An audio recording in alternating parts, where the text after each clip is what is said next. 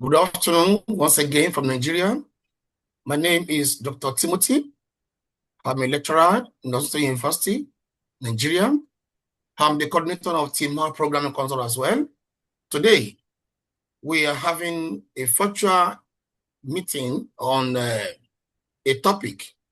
That's a new AI called GEMEX, a new geometry of explainable AI.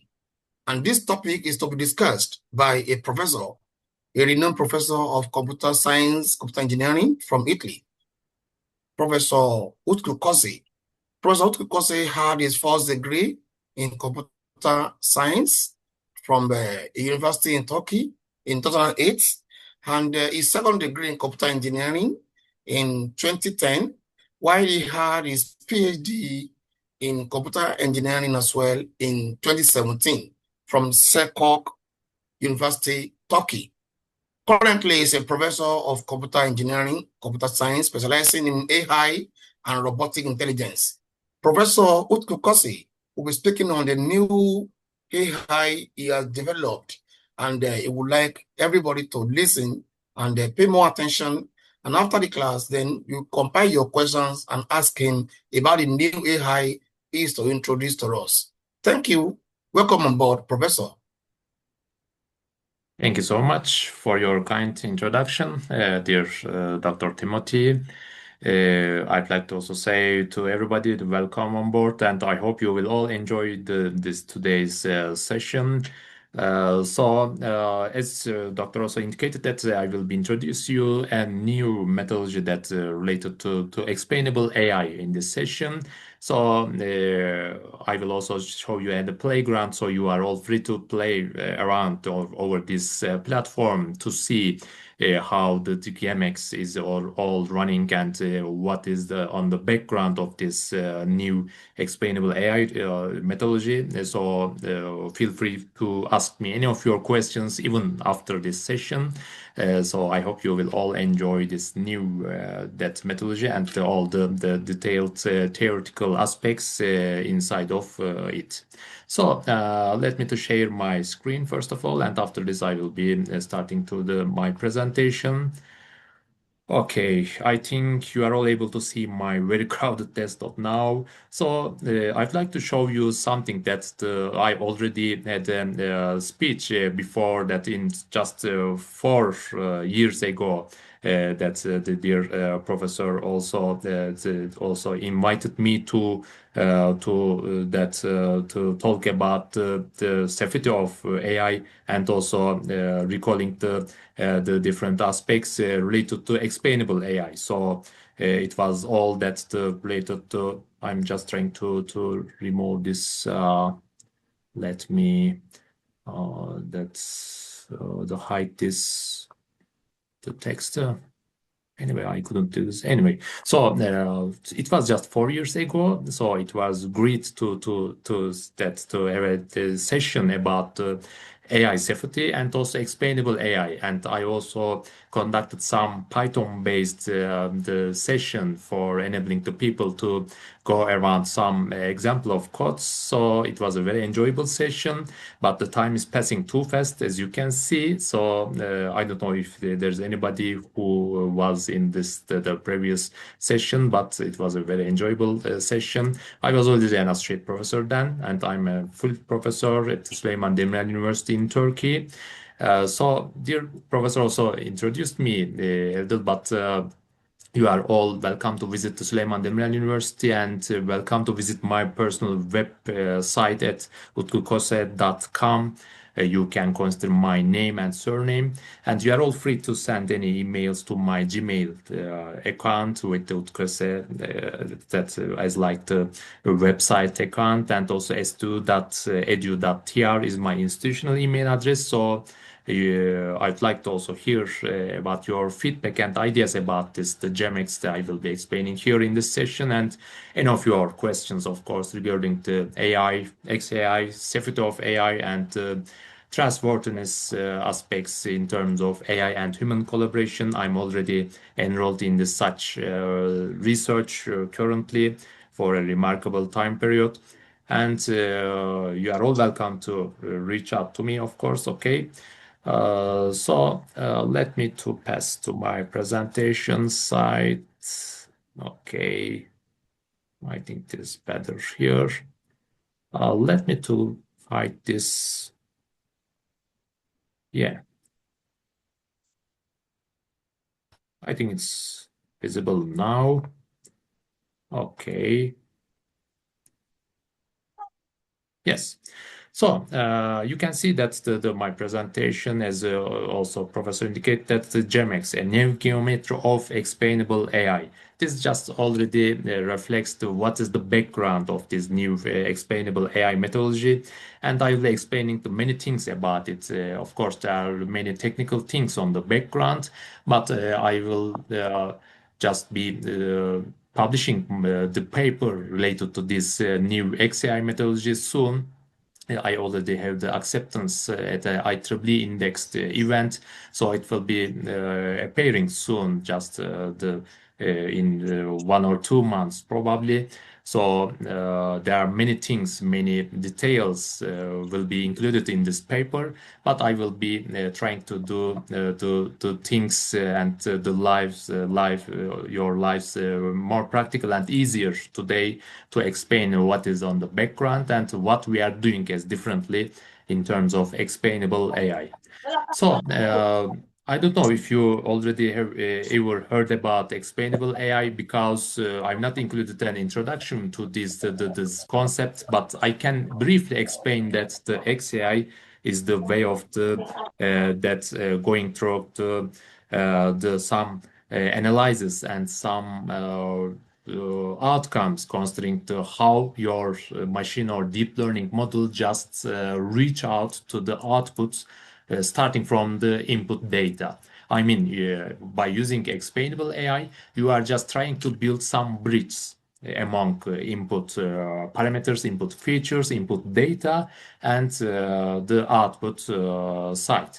I mean, for example, you have 5 different features and you have one output in your model. So the explainable AI allows you to understand how your model just reach out to the output side, output data, starting from the input data.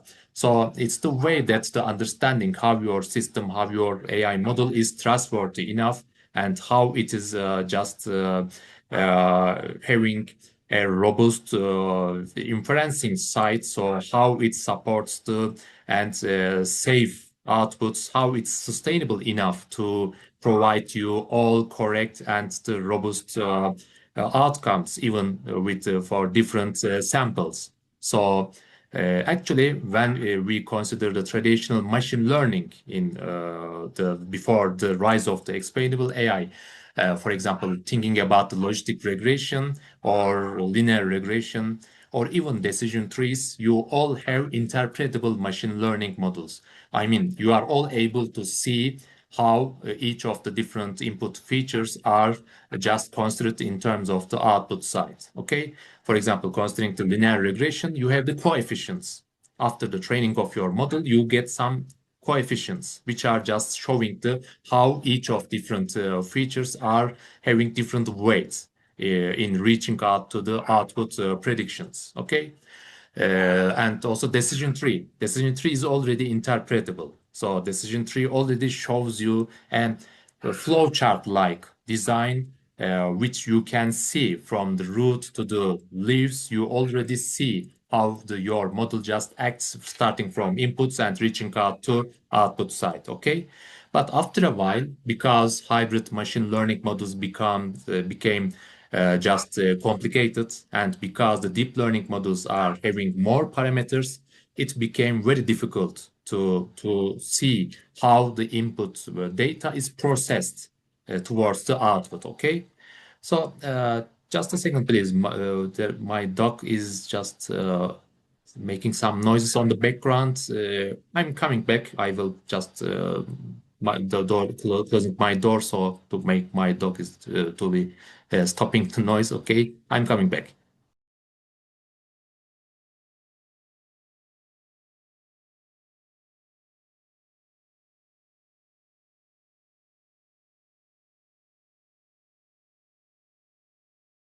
actually, but I didn't know that you may already heard the noise on the background, so I decided to close my door. Okay, so that is the thing I am just was trying to explain that the explainable AI is the new version of that the interpretable machine learning, making additional analysis and ensuring additional methodologies to make your actually more complicated and in other words black box level models to be giving some feedback about how they process the input data to produce the related outputs in terms of classification, regression, or whatever they are doing. Okay, so I mean in the older times, I mean not very old maybe, but considering the traditional machine learning models, we already just were working on interpretable machine learning, interpretable AI. But after a while, the explainable AI, XAI era started. So it's just all ensures some different methodologies to make your black box level models understandable from the human level. So as a user, you can check if your model, black box model, is acting in a trustworthy way or as a chance. For example, it predicts the cancer diagnosis maybe as a chance. So you should be very careful about in clinical decision support systems rising over a black box level deep learning on the background, for example. Okay, this is the case. This is the exact problem. So anyway, there are lots of different methodologies, actually, not maybe hundreds of different methodologies, but for example, Shapley, considering the Shapley values, and Lime, considering the local interpretable outcomes, and class activation mapping, which is used for especially image-based models such as convolutional neural networks, for example. And there are the other things, integrated gradients, and also different kinds of class activation mapping methodologies. And as differently, I just developed a new explainable AI methodology, which is called as GEMEX. Okay, this is the thing I will just introduce you today. Um, So, Sorry, yeah, hello, please, Dr. Prof. Kose. I think yeah. it has been on a slide, the first slide. I don't know if it's changing from your Yeah, side, yeah, but from yeah. my side, it's I'm not still on changing. the starting slide. I will now continue. So All right, this thank is you. just an introduction, okay? So you are all welcome to visit the GitHub page here, and also you can install the GEMEX in your Python environment by using this PyPy this pip install command, okay? So for example, you can just check the GEMEX GitHub page here. There's a very long introductory README here. There are the different kinds of examples of codes, and there's a total of 13 different plots here, so you can check them out. I'll be explaining them soon, of course, but just while I'm talking, just I wanted you to maybe you may check this out.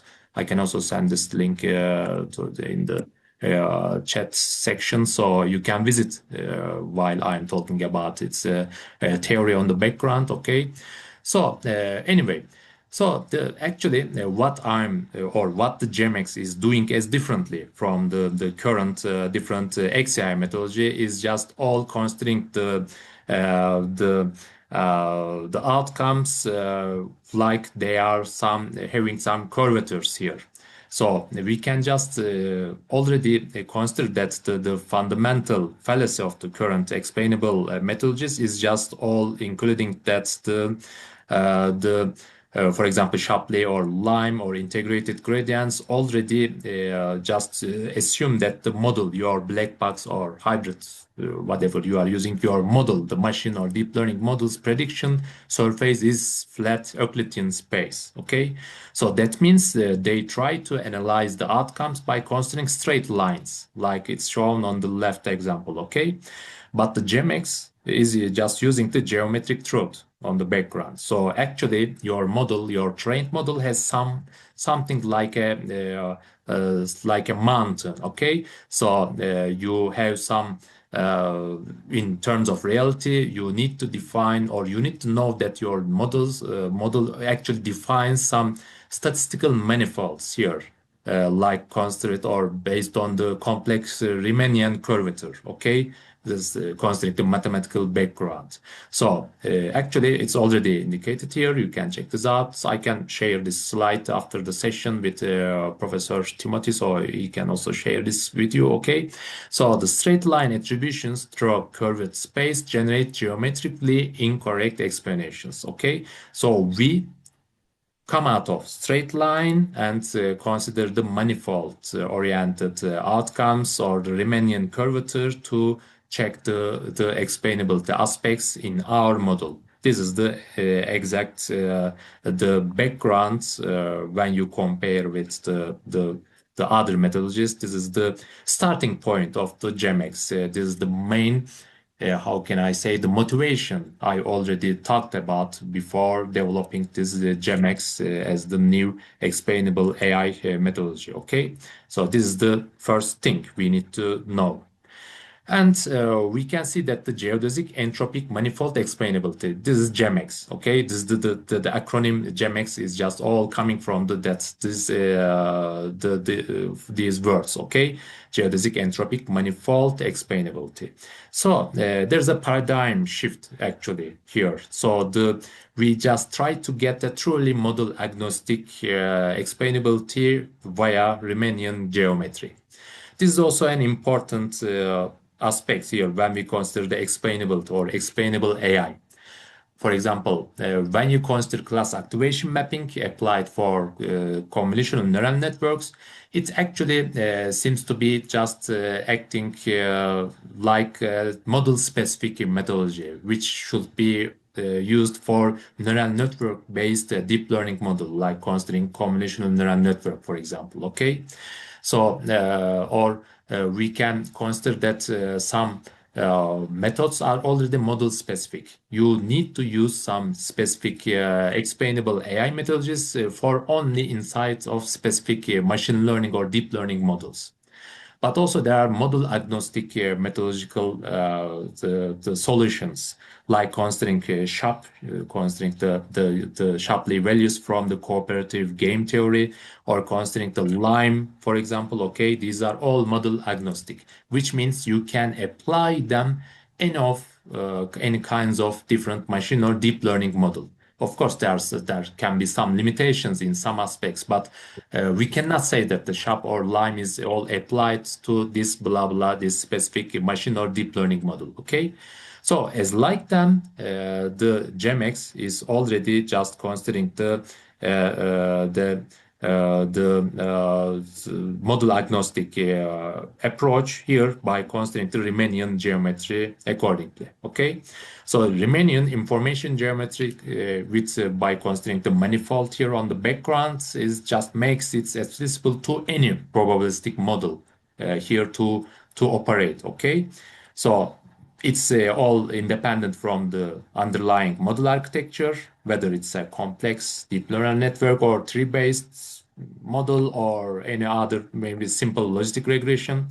We can already interpret logistic regression already, but you are all free to use, of course, the newly arising explainable AI methods. Okay. But here in the GEMEX, you already use the predict proba by considering Python background. Okay. So it's already enough to consider the related explainability on the background. I already developed it based on the Python programming language, by the way, you can understand here. So the predict proba is all about the class probabilities. If you're already aware of the Python programming on the background. So GEMEX only needs the model's output probabilities for a given input. So it doesn't require access to gradients, internal parameters, or the model structural details. Okay, so ensures a broad compatibility and ease of use here. So you just consider the output predict proba. So there are of course some trade-offs here. I will be explaining them soon, but the exact thing here just considering the using only the output, so making it model agnostic and not dealing with the insight mechanisms, which are generally hidden on the background of black box models nowadays. Okay, this is the exact thing here we consider in terms of GEMEX. And it's also similar in SHAP or Lime, of course, but it's critical that GEMEX uses the predict proba outcomes for processing accordingly. So there are many complicated things here by considering the mathematical background, but I will be talking about briefly them and making a good simple picture for the explainable aspects here. The starting point is the Fisher information matrix, FIM. Briefly, okay, it's coming from the Transcends theorem here, so it's the unique natural matrix tensor of the statistical manifold. So you consider like thinking about the curvatures, like you are walking over a mountain, okay? You just try to consider the relations or the changing values or the uh, conditions of that the different features here, like considering the I and R. So this just the equation the calculates that how they just in terms of the curvature, in terms of that manifold oriented environment, how they just all interacting or just affecting each other by considering the conditions here. I mean, for example, when you change the feature I a little, how is just all the affects the outcome of the model, how it affects the model at the outcomes, okay? Or when you change the R feature here, how it's just all affects the model's outcomes, models mechanisms or the model output mechanisms here, okay? So of course when you consider both of them, also how they just affect together the model's outcomes, okay?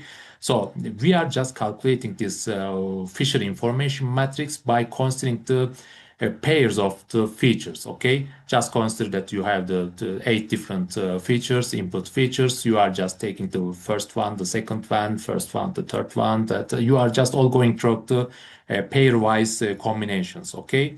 So you just results to a matrix outcome here, okay?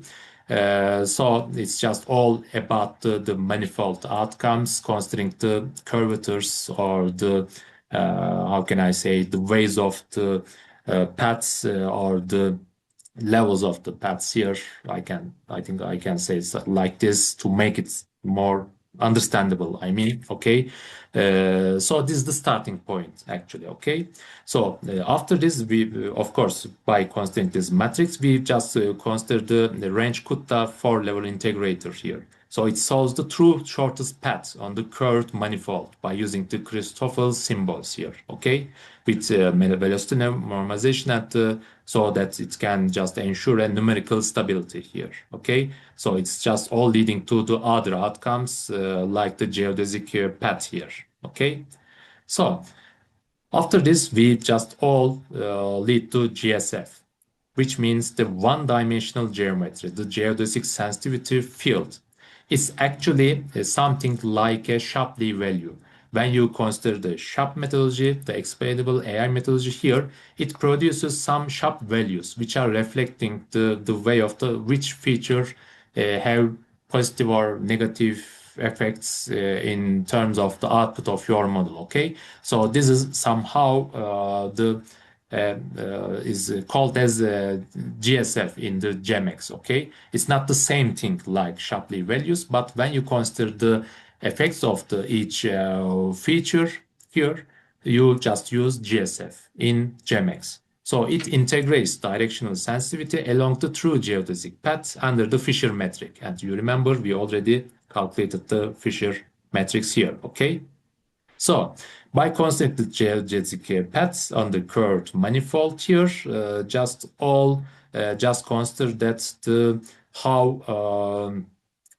the feature I is just all considering the curvatures, the curved paths here, just all affects the way of the outcomes of the machine learning model, okay? So we also have the weight, like the confidence adaptive weighting here, just all about the path momentum shifts dynamically are all based on the model confidence boundaries here. So it's just all about how your features just affects or have roles in terms of the outcome of your model.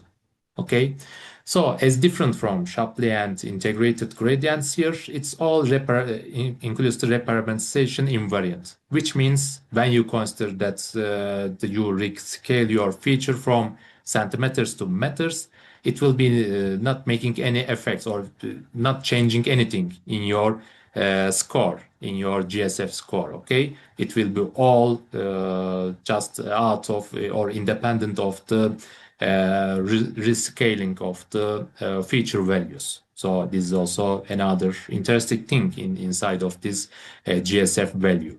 So this one-dimensional effects. It means each of your feature just or thanks to this GSF, you just all see how each of your feature affects the outcome of your model. This is one dimension. So by taking one more step, we consider the two-dimensional geometry. So it's called as parallel transport interaction, PTI. So it's all about the angle difference. We are just all, I mean, in terms of terminology, I'm calling it that holonomy. Okay. So it measures the pairwise interactions by calculating the geometric holonomy around a closed loop in the xi and xj subspace, considering the two different features here. Okay. It's something like this. For example, you have a curvature here. You are already standing in a not a flat environment. You are all in a over a sphere, for example. So just consider that you are walking inside a triangular area. So while you are walking, when you come back or reach out to the starting point again after you finish your path or finish your travel inside of this triangle or whatever you are considering like a square, of course.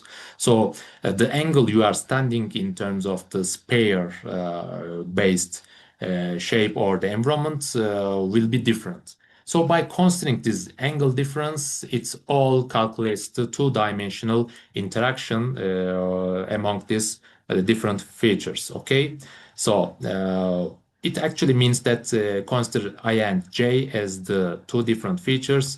When I change the j here, for example, how the FIM, the Fisher information matrix, changes. Okay, this is the way by using the PTI. Okay, or how it's changed, the change in J affects the I by considering the two-dimensional interaction. So, for example, non-zero PTI proves that the manifold is curved in that specific plane. Okay, I mean the model structure, the output based or output oriented shape of your the model, whether it's black box or not. Okay, but generally, of course, the black box will be more critical for understanding these conditions.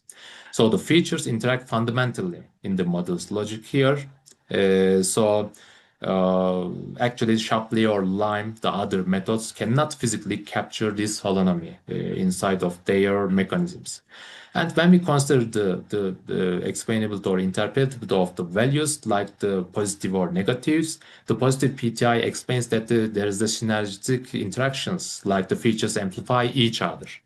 Otherwise, if the outcomes are negative, there is the antagonistic interaction. Features partially cancel each other out as a contrast way of interaction. Okay, so I'm increasing the level here. We pass to the three-dimensional geometry, which is RCT.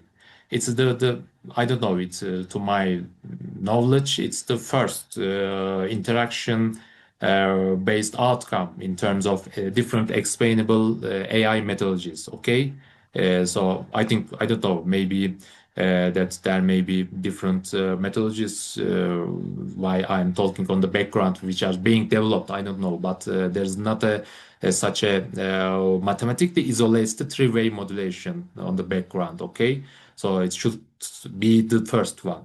So the mechanism here just all about the quantifying the three-way feature interactions via the Riemann curvature tensor projected onto feature triplets. Okay, I'm not explaining all the equations in detail, but you can see that the I, J, K are the three different features here.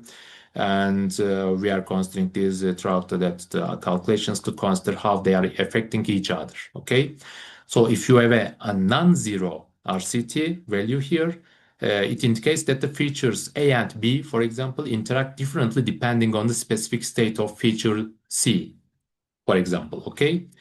So, but it's just ensures some computational cost, of course. For n features, the computational cost scales exponentially, of course. Okay, so if your data or your model just considers 13 features, it means 286 unique tensor entries. So that's the way that you need maybe a stronger computation background to go towards 3D outcomes. But it's your choice. The model, just the Python library, allows you to how to go towards the level of the explainability. Okay, so there is the Riemannian saliency tensor as a final equation site here. Actually, the last one, the 3 RCT, is having a different level of that the background, mathematical background. So because of this, it's just all calculates in its own way to be considering the 3D based interaction. But we can still synthesize the GSF, the 1D one-dimensional attribution scoring, and 2D PTI holonomy interactions. And of course, the starting point is the metric sensor. This is the starting point. So the manifold geometry is something like this. You are just using all of these components like you are getting them through a prism, as you can see. Okay, so the GEMEX just distinct tools here just are the mathematical projections of the one underlying geometric truth here. This is the final revealing the equation on the background. So Asian decomposition of this tensor reveals the model's fundamental geometric pathways. And also Asian vectors here expose the most meaningful feature combinations, while Asian values quantify their absolute importance, like considering the 1D, 2D, and even you go with the RCT 3D based outcomes. Okay, this is the general way. So thanks to all of these calculations, there are different kinds of plots or calculations or outcomes coming from the GEMEX. For example, there is the feature attention sequence. To my knowledge, there is not such a plotting. Maybe you can play around with the other methodologies to end up such outcomes, but there is a specific plot for this. So it's all about something like an attention heat map or dwell oriented, waterfall oriented plots here. So it means that how long a feature dominates the path and attention switches.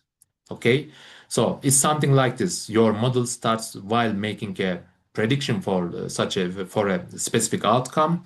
It just starts with the feature A. It focuses on this, and after this, it considers feature B, for example, but with a less time or less focus than the feature A. And after this, the feature C dominance starts. And the attentions again switch, and the feature D dominance is just all going through the longer time at the maybe near to the ending of the prediction. Okay, so that's something like this.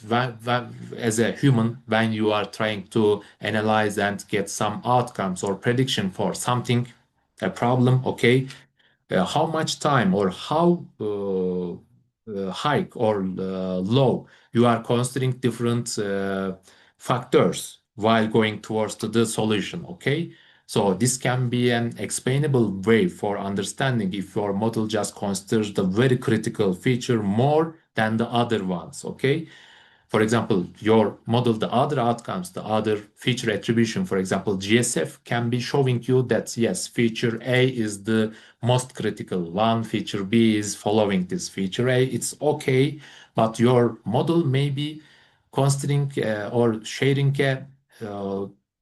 a same amount of time for the two of different features. So it may be not meaningful in a realistic way. Okay, so the importance, the order of the importance can be correct, but still your model can be not acting like a human perspective. Okay, I don't know if it is meaningful for you or not, but maybe in clinical settings, for example, for the clinical applications, it may be very critical. So it can be an early alert for low sustainability of your model. It can be good in terms of producing good predictions for the newly encountered samples, but it may be something like a short runner, okay? But you need a marathon runner. So the feature attention sequence may be a good example and a way, floating way for giving you some remarkable outcomes here, okay? So another thing while I'm developing this GEMEX was the bias factor. If you already remember that in the 2022, sorry, 4 years ago, yeah, but ending of the 2022, it's almost 2023 actually, we talked about the bias factor already there. If you remember, if you already enrolled in this session 4 years, even 4 years ago, I don't know, but bias factor is very critical, as you know. So there is also a bias trap detector, BTD, here by combining three different components here to be ending or reaching up to a bias risk score at the end. So one of them is the holonomy asymmetry test. It detects the confounder signals via asymmetric curvature. Okay. And the MCA, manifold curvature asymmetry, or flex over reliance on features. Maybe your model is having an over reliance on specific features. Okay. And also geodesic dominance inconsistency identifies the spurious correlations. Here, it's also maybe another different and important reference point for you to calculate the bias risk at the end. So I just gave different weights for each of them, as you can see, and you calculate bias risk factor for the specific explainable outcome for your instance, for your samples after you train your model. So you can see if there is a potential uh, feature. Maybe there is no bias yet, but it can be a risky feature considering the data, considering the sample, or considering the conditions or relations among the features. So it can be giving you a clue about how you should be careful about the producing new outcomes or playing around generating the new samples, maybe considering some different features. Okay, so this is the way of for the like a bias trap detector. It's also another novel explainable way of the GEMEX. Okay, sorry, I don't know why it's clicked on so much. Yeah, okay. So also the GEMEX also brings another novel thing, like the opening the black box of image XAI.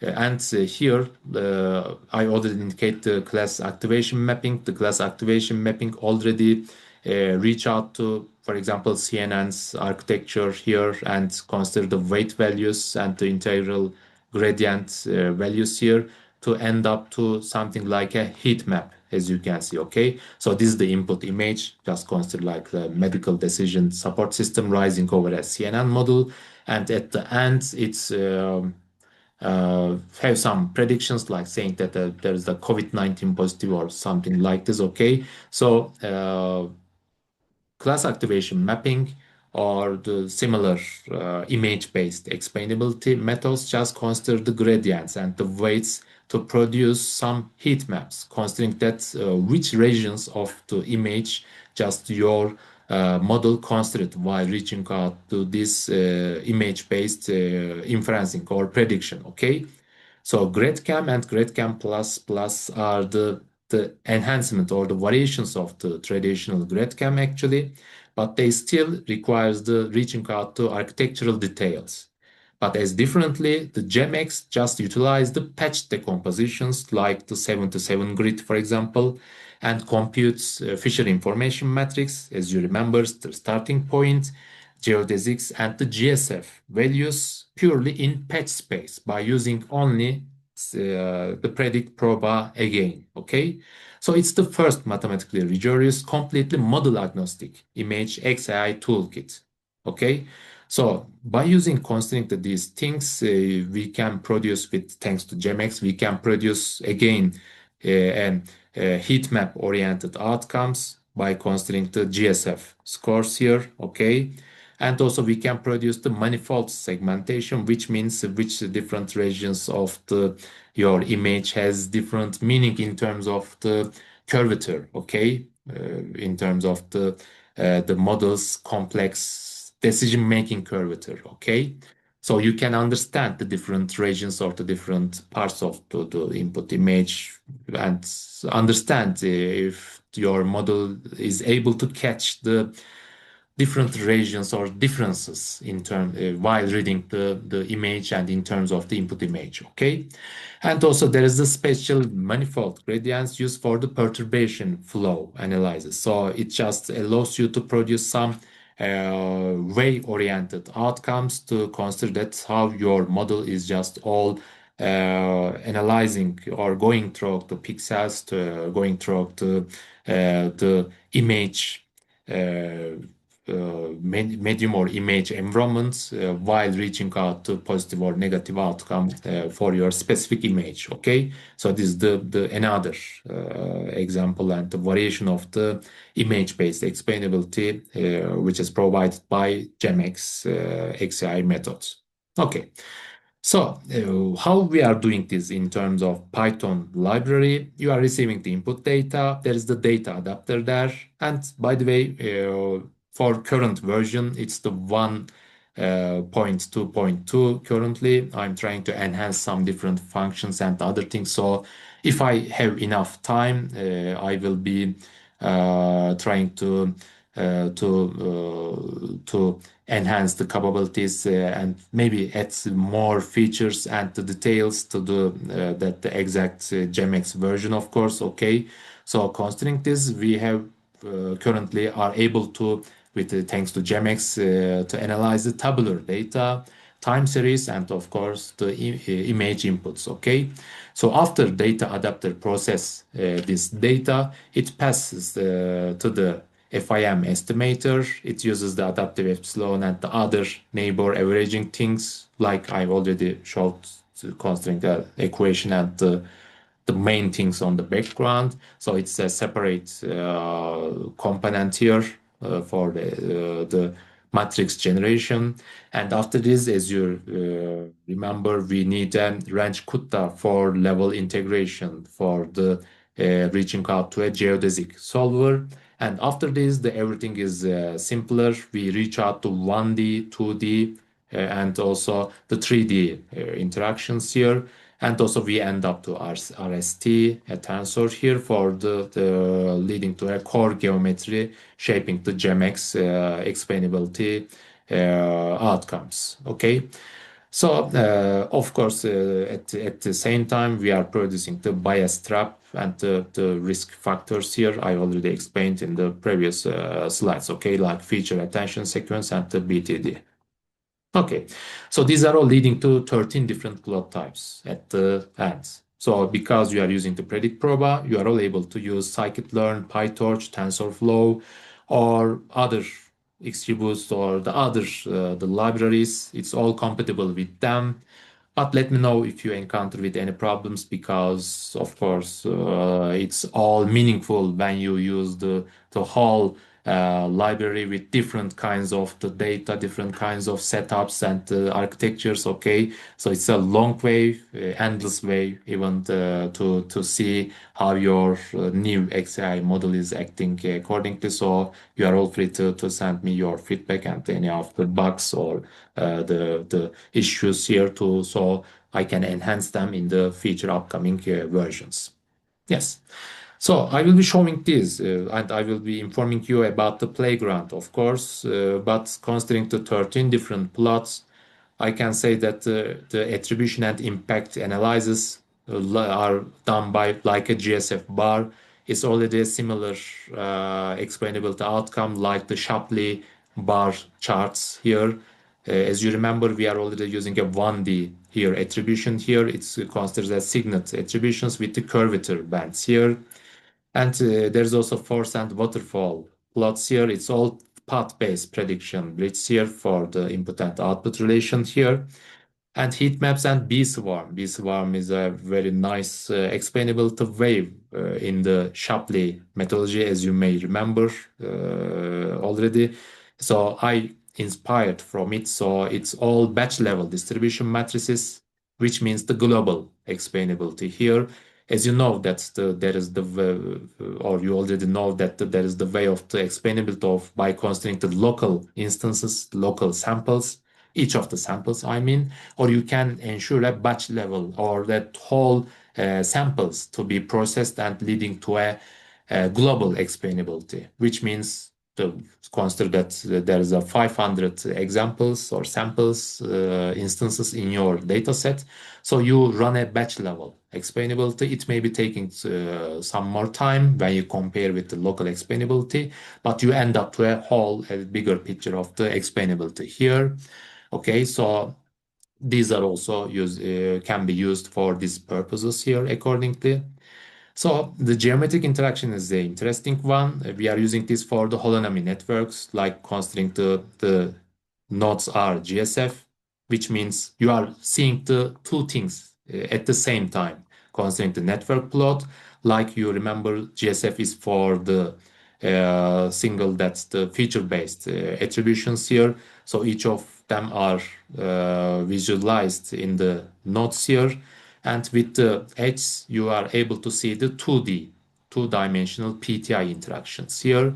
And the triplet hypergraph is enhancing this to a RCT three-way interactions, which you are able to see the GSF PTI and also RCT outcomes in the same plot. Accordingly, I will show the examples soon. Okay.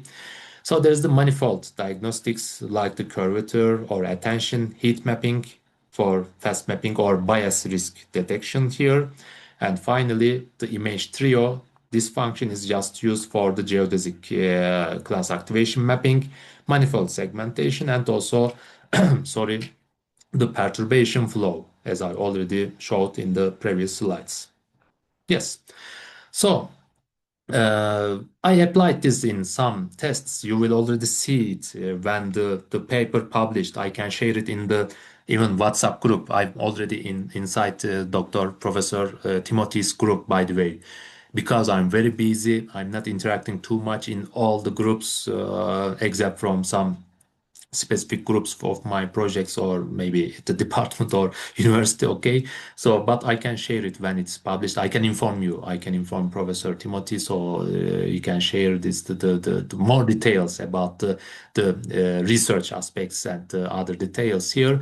But briefly I can say that I applied the deep neural network, and you are also able to see all of these in the example codes, by the way, so you can try them. So I also use the MLP, a shallow network here, okay, and also use the GBM as a tree-based model here, okay. So the deeper networks, I saw that the deeper networks interestingly produce smoother mathematical decision surfaces. So GEMEX is the first tool to capture this architectural reality as a directly quantifiable geometric signal accordingly, okay.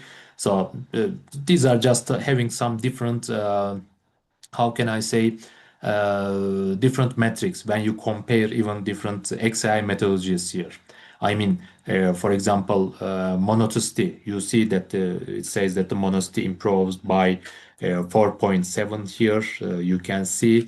So it means that when you try to calculate the monotonicity, it means it tries to measure that when you increase one feature after the explainability, by the way, after your model analyzes the GSF, Shapley values, whatever it produces, the monotonicity evaluation metric just tries to increase one feature and considers that how the model outcome is affected, if it's in a same way or contrast way, okay.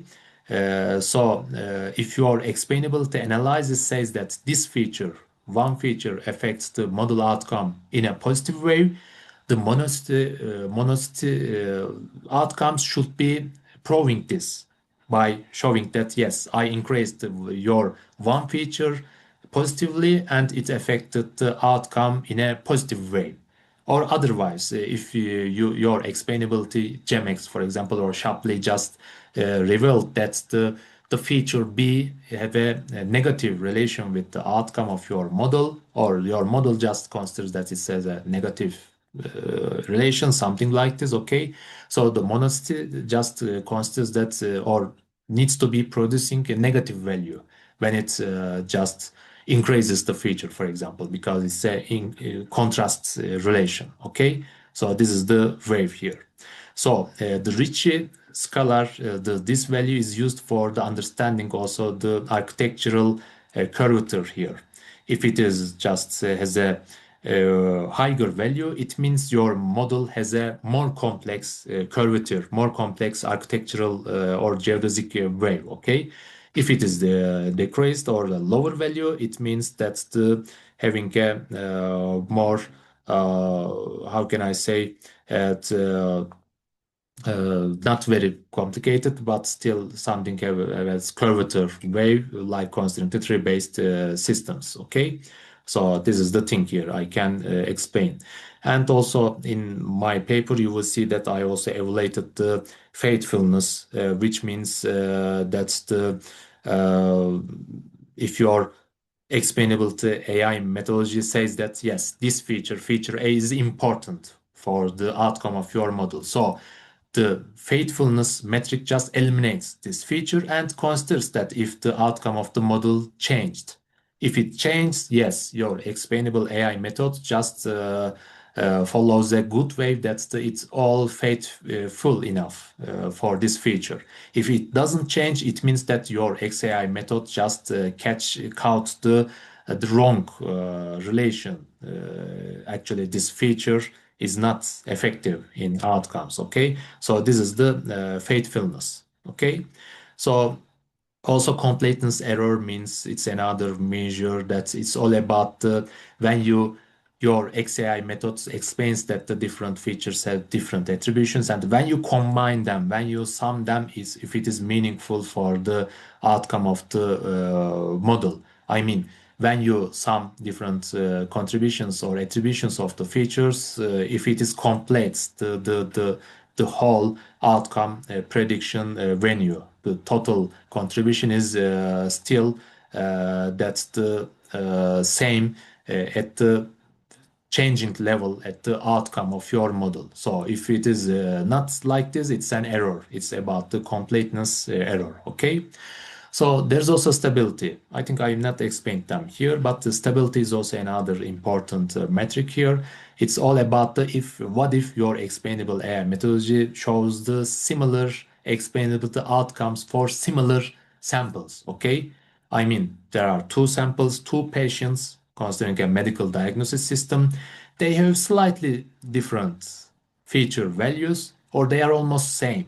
So your XAI methodology should showcase almost same or similar explainability outcomes. It shouldn't say that yes, this patient, it is both patients are same, almost same, having same features like symptoms, okay, but the age feature is more important for the first sample, first patient, and for the other one, the gender is more important. It's not correct, or it's not meaningful. It's not a stable decision, as you can see. So the stability also measures that. So you will all see the outcomes inside the paper.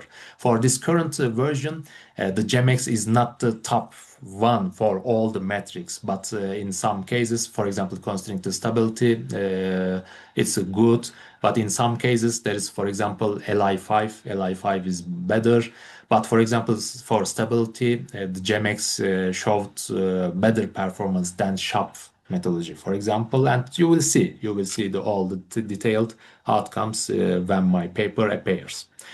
Or you can try the examples just also for this. I will show you them. You can try them. Okay.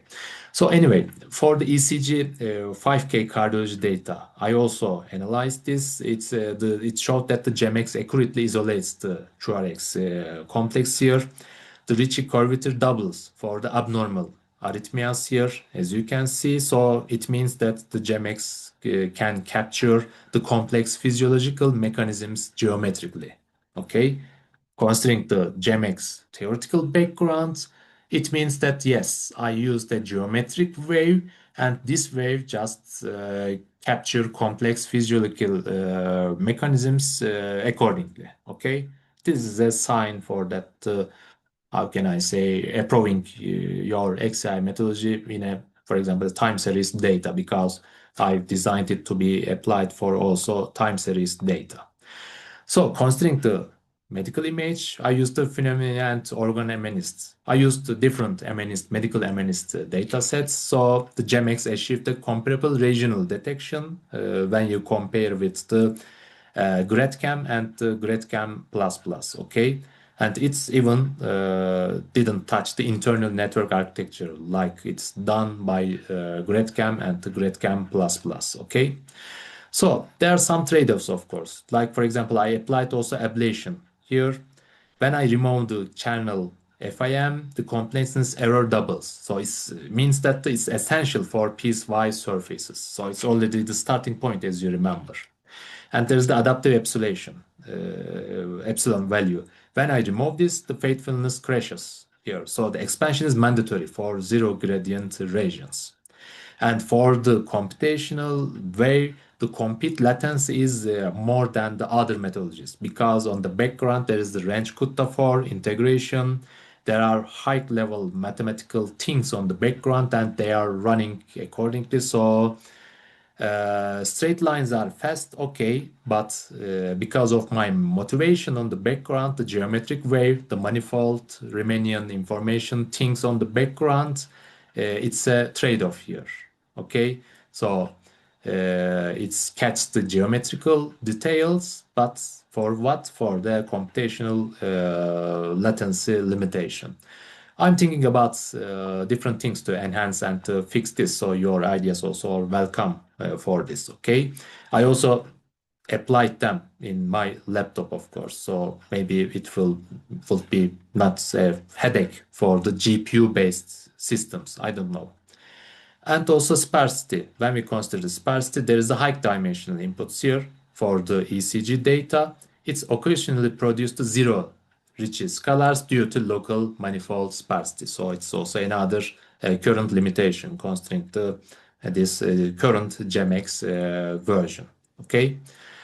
So one simple way, I will be sharing this by the way, and also if you want,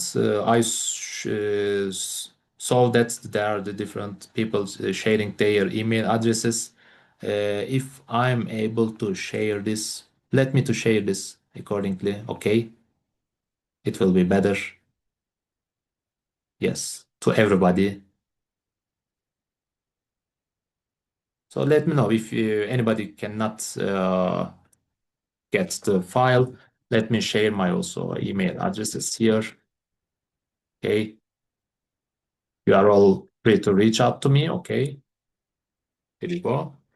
So anyway, you will see that in the also the GitHub site, the common thing is that you need to pip install GEMEX, of course, okay? And you have the explainer and the GEMEX config components, subcomponents from the GEMEX library.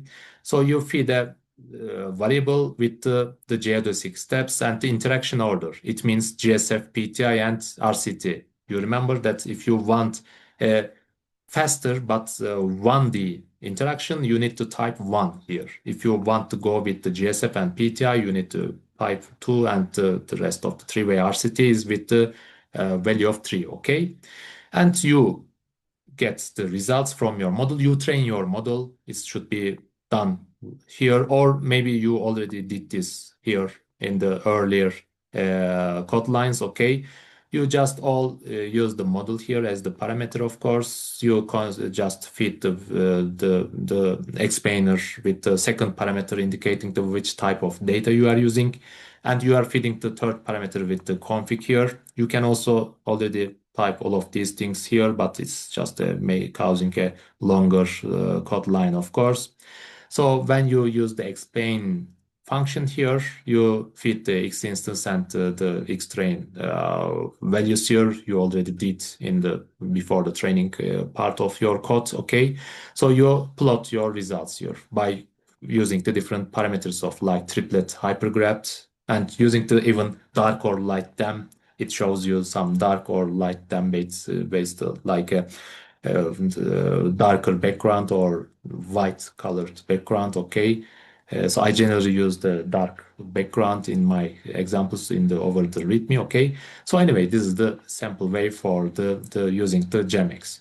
So you can install this here. It's the GitHub web page is already here. So the tools, the methods restricted to flat Euclidean assumptions just all change the way with the unified manifold here, thanks to GEMEX, thanks to my methodology here. So let me to show you a playground here. Okay. By the way, it's the GitHub link. I already shared this, so let me to go through this first of all. I will show you the plot types, okay? This is the GSF. You see, it's already explained here, actually. I explained everything here. But you can see that the green ones are affecting the decision, like diabetes with 64% is in a positive wave, and the red ones are in a negative wave, okay? So first plot is all about a waterfall style. Here, showing how the prediction probability is built from the baseline by starting from the starting point to the throughout the contributions of each feature. It's something like a different looking way for the explainability. Okay, and waterfall chart is for the no diabetes. We've here. Okay, is the third one. Feature instance heat map is all about the 2D grid of GSF attributions with a batch of instances. So this is something more a global explainability, okay? With the different instances, like how many 20 instances, okay? So you can see how each different feature affects in a positive or negative way, okay, for different instances. But you need to, of course, to check also individually or maybe globally. These are all individual specific instances, samples from the dataset, I mean, okay. So it's all your way. I mean, different, the plots are used accordingly for this, okay. So the fifth one is the B swarm distribution. It's also about the batch of the instances here, like a more global explainability here, okay. So you can read all of these because I will show the playground. I'm passing them in a faster way. This is for the interaction network. It means you see the GSF are already here with the greens and reds here. Okay. So except from this, you are all able to see a pairwise feature interaction here, like considering the closed gap accordingly here. Okay, like a two-way interaction is already seen accordingly when you consider the different interactions of the features here. And also we are able to see the high bias risk or moderate bias risk, for example, for the old peak or the exanc for the, I think this is the Cleveland heart disease data set. These are having somehow some bias risk here. Okay. So this is also used for this interaction-based outcome. There's the geodesic arc length profile, the curvature from baseline to prediction. It says two panels here. Sorry, is there any question or just the microphone needs to be muted or I don't know. Okay, I'm continuing. Okay, so yeah, Do you have it's any, a feature. anybody asking questions? I think no. I don't know. If you have a question, please let us know. Yeah, anybody can ask any questions or okay, I don't know. Very, Okay, the environment okay, is I'm very continuing. noisy. Yeah, so this is the feature attention heat map. You remember while going from the early path to the late path, what are the instances? Just your, how can I say, your flow, your model, just all passing through. You remember FAS? It's the wave. It starts from with the blood pressure for some time period, and it passed to the BMI. Here, it looks at to the BMI a shorter time period, but it considers it looks at to more on the insulin feature here for the no diabetes. prediction, by the way, for this instance. Okay, so this is the wave for the flow around the features here. So this is the attention developed bar here for one instance. By considering a similar thing to this solution, okay, so this the other explainability here. And there's also attention versus effect scatter here. And there's also bias trap. It's critical. Which features are showcasing as some bias potential here, okay? And here comes the image-based explainability. You see, there is for the I think this is for the phenomena class here. So geodesic class activation mapping showcase or more focuses on this part with the heat map. And this also has a segmented that's the curvatures over the image here.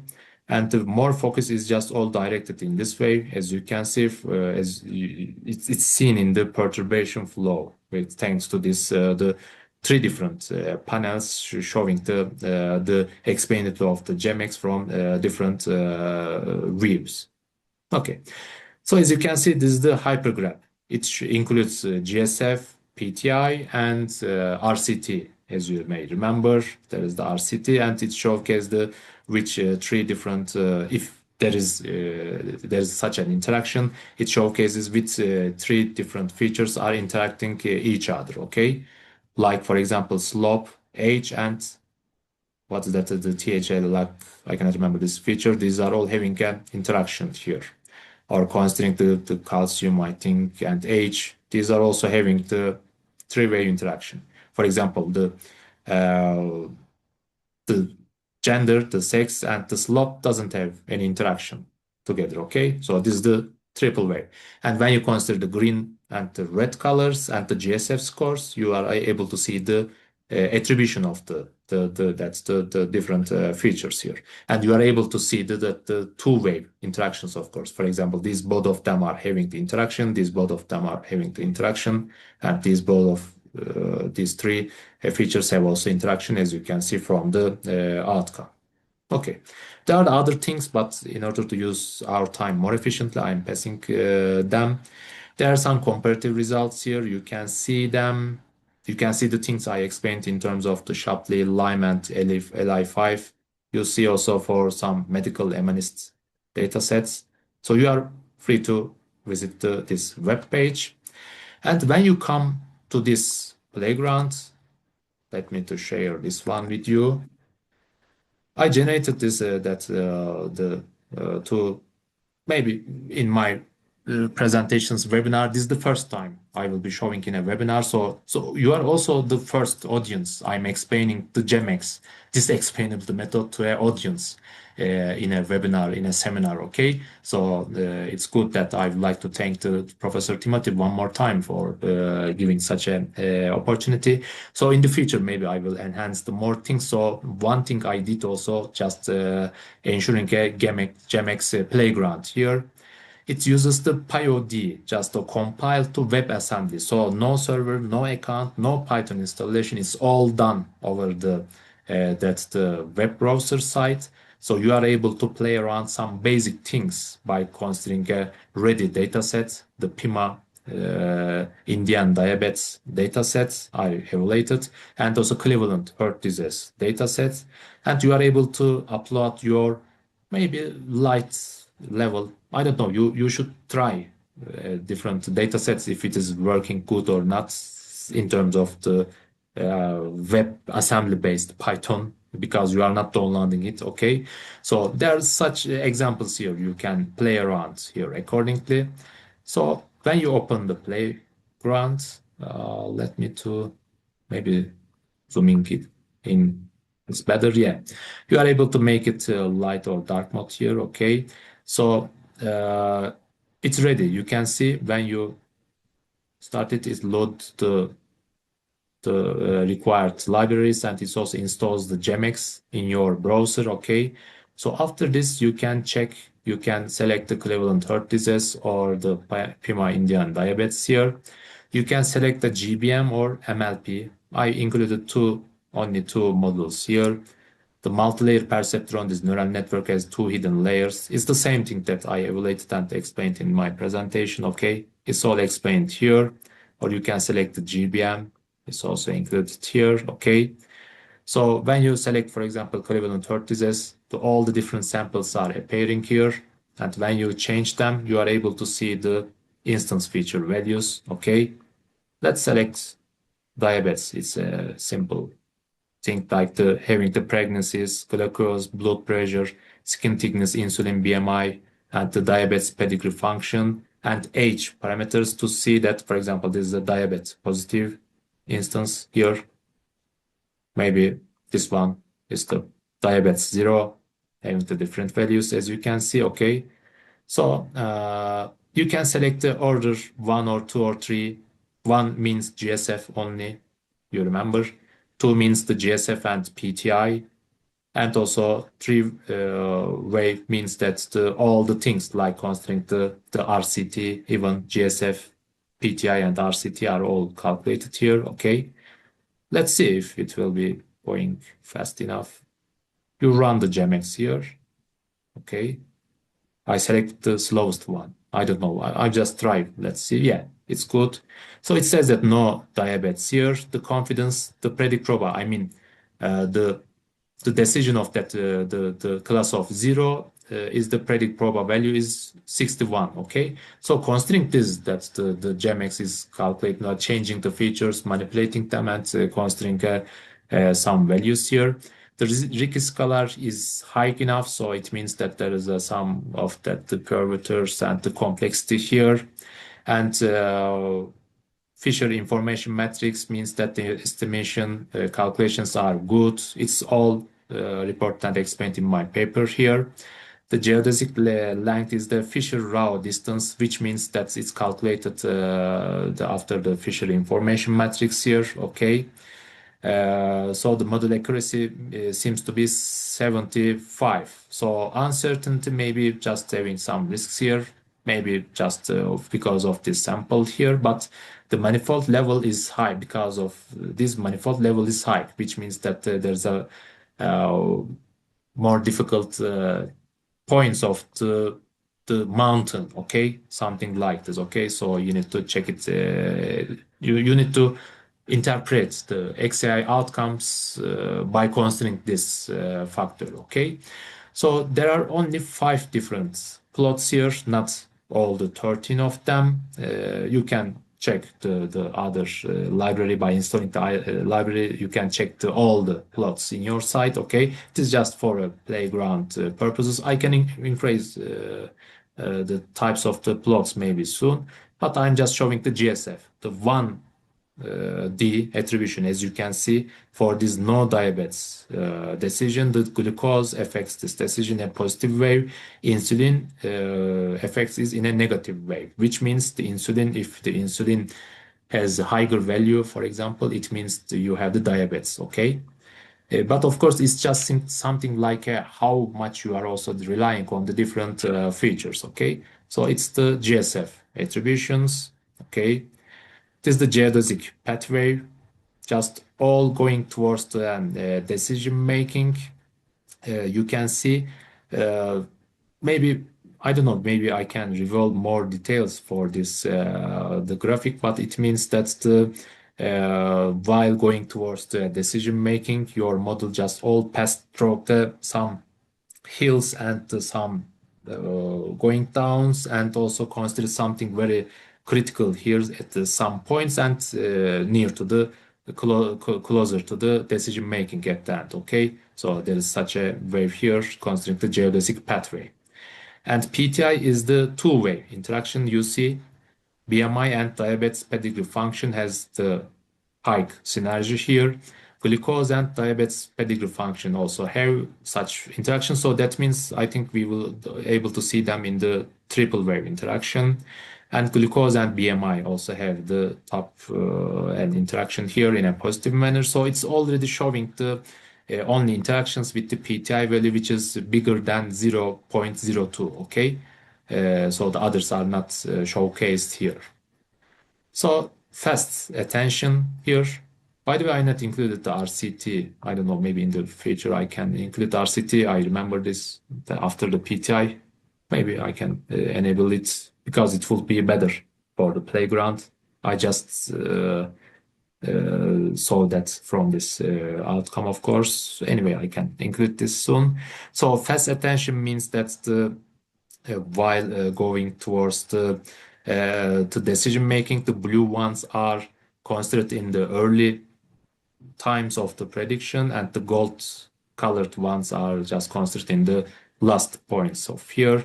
For example, there is the skin thickness. It's not all having a great importance in terms of the the explanation here. So you can rely on these four different features, especially as a, for example, expert, as a doctor, you check the symptoms, or sorry, results of tests.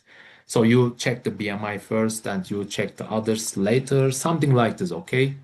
I don't know if it can be always meaningful, all kind of the clinical problems, but it should be tested. It should be, of course, analyzed accordingly. But this is an interesting way for the analyzing the explainability, how your model is playing around the features, okay? So the bias trap is important here. You see the BMI and diabetes have somehow high risks. Not for this one. It means not having the maybe the exact showcase of that there is a bias here, but it can the values or the curvatures here over the geometric way is just showcasing that you should be careful about these features, and maybe you can check with the other instances, okay? Just running the GEMEX for them. So, for example, I selected the one more. I don't know if it's showed or not. Let me run one more time. And you can showcase. It didn't change, by the way. I don't know. Let me change. Maybe I need to refresh because it's not refreshed here. Yeah, it's not didn't refresh here. I need to check this, but it's showing the exact results. You see, for example, for the diabetes result here, the insulin glucose blood pressure also have somehow some bias risk oriented things here. So you need to check them. You need to check the instances accordingly to see how everything is affects your the way of your model in terms of your data you are using. Okay.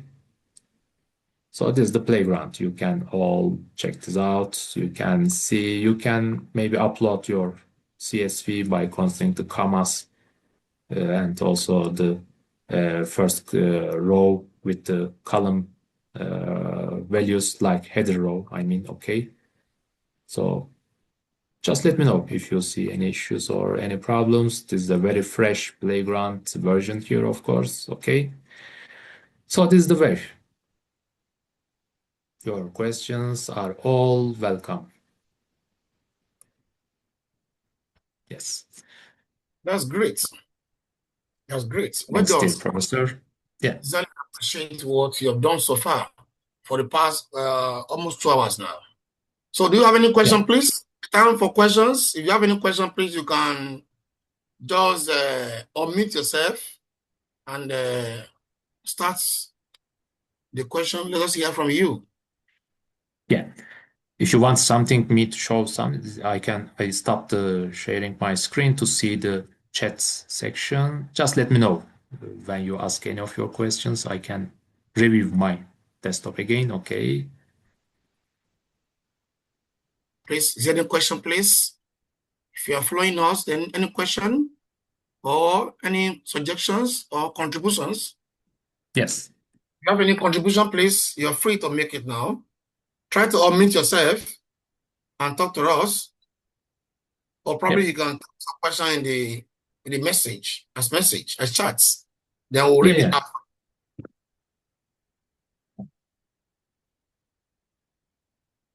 Let me to check the previous message, by the way. I think there is no question over there. Yeah. Marcia, you want to ask? Hi, Marcia. Thank you very much for this nice presentation. You're welcome. I'm Marcia. I'm doing numerical analysis of PDE on Riemannian geometry. Oh, Now, great. I'm learning machine learning techniques for advanced computation. Great. I was So very, you're very also going with the impressed. Yes. manifold learning or something like Yeah. this? I would like to join your group if it is possible to learn more. I've already installed GEMEX in my Great. machine. Thank you Yeah. very much. Yeah, you are welcome. Just check the GEMEX and let me know about any your ideas or contributive feedback for the enhancing it more. So it's good that you are enrolled in the exact theory on the background of the GEMEX. So your feedback will be very valuable and useful for me, of course. Thank you so much. Yeah. All right. That's good. That's good. That's good. Thank Yeah. you. Any comments, suggestions, questions, observations? You're welcome if there is anyone. Okay. You can also send me any of your questions through my email, of course, later. Just feel free to interact with me. Yeah. Yeah, sure. While waiting for questions to come in. So, okay, somebody said something in the chats, Dr. Utku. I think we need to assimilate the lecture very well before any questions. So please, we need your email to send any. Okay, this email has been sent already. Check the chat box. You see that. Let me to send again. Or probably, Professor, you can send again. So that's his email. So that is email. So while waiting for questions also to pop in, I would like to appreciate you for your time. You are a very busy, very busy fellow. You know, when I say very busy, I know what I mean. Before I can bring you here almost 4 years, I don't even remember that you can even remember that we featured you about 4 years ago. So, and you still have your system that shows that you have very great interest in Team R. So thank you. We appreciate you and want to appreciate your time because it's not just the number of hours or minutes you present this work that you have exhausted on this work.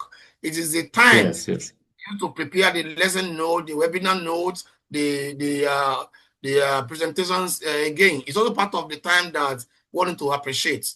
So yeah, sure. There's one question, I think, Professor. So from Kingsley. Okay. Yeah, it's about which is the best supervised model in machine learning. So it's a nice question actually, but my favorite is the neural network based model. So you can follow the artificial neural networks, but there are lots of different architectures, like even constrained deep learning.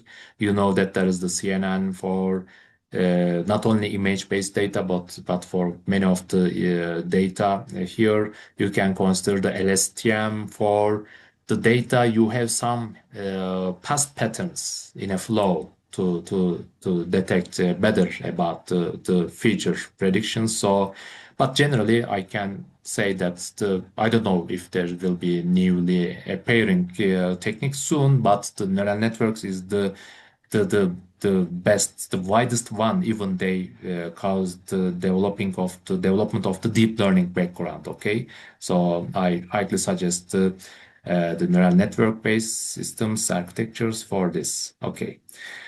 The Jato also asked that if the record will be shared or not later. I think Professor Timothy will be already sharing this with you. It's already recorded. Yes.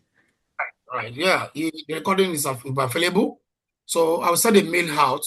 So we'll see our mail concerning recording, the materials, and also the certificates for those that have interest in it. So like I was saying before, before you close,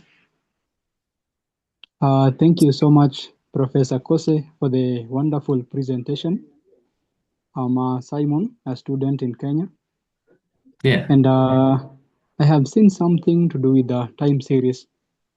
I'm also doing a project in time series. So I appreciate your presentation, and I'll try to do my research to see, in order for I to see how can I integrate time series in this GEMEX. Thank you so much. Yeah, you're welcome. For example, you can check the README that's, and also I've already forgot to show you that this thing. Let me to share my screen again, and here in the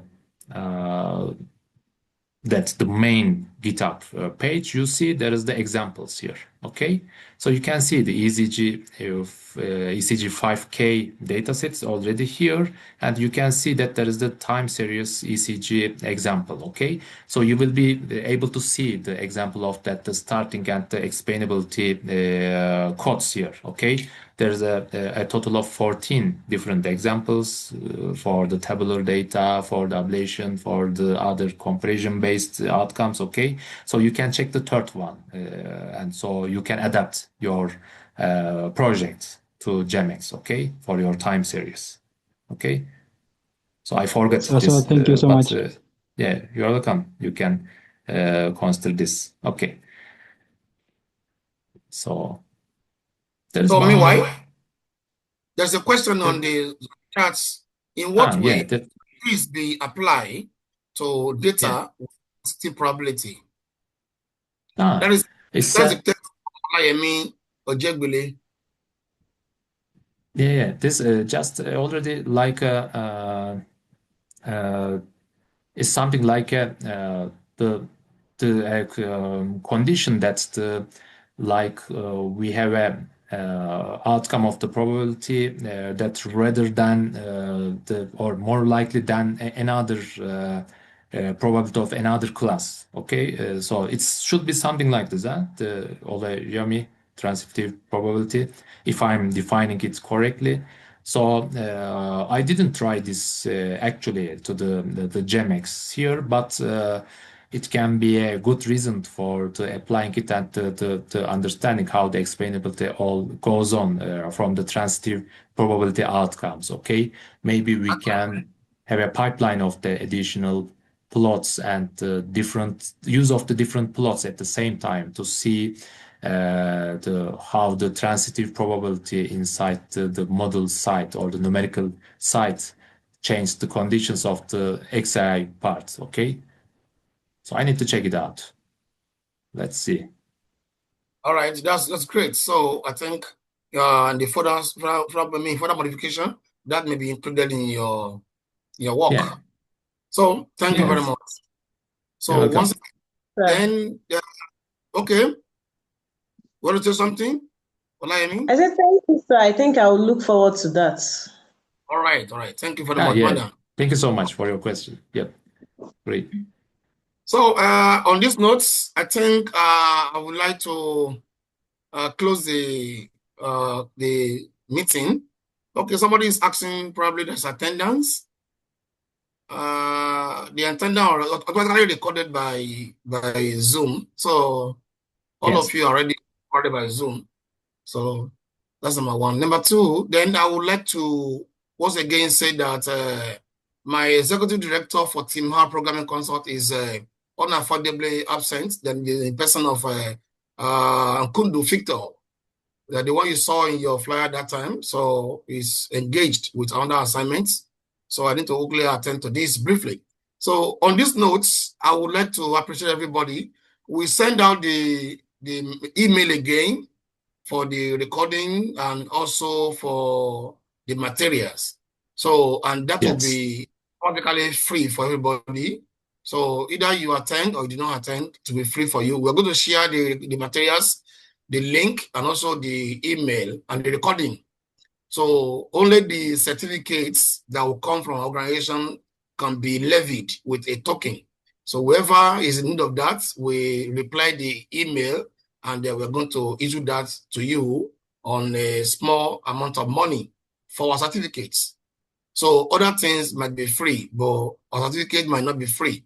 So on this